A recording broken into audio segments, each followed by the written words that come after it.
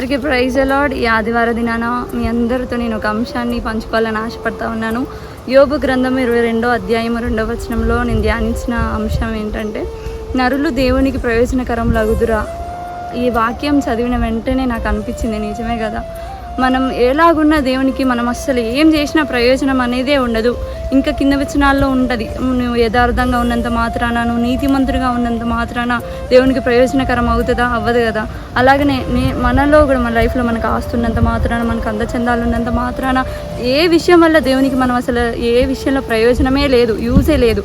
అయినప్పటికీ ఏ యూజు లేకపోయినా దేవుని మనం ప్రేమించారు. కాబట్టి నేను చెప్పాలనుకున్న విషయం ఏంటంటే, ఏ యూజ్ లేకపోయినా దేవుని మనం ప్రేమించాడు. కాబట్టి అలాంటి దేవుడిని మనం ఇంకెంతగా ప్రేమించాలి, మనం ఇంకెంతగా ప్రార్థన చేయాలో ఆలోచన చేయండి.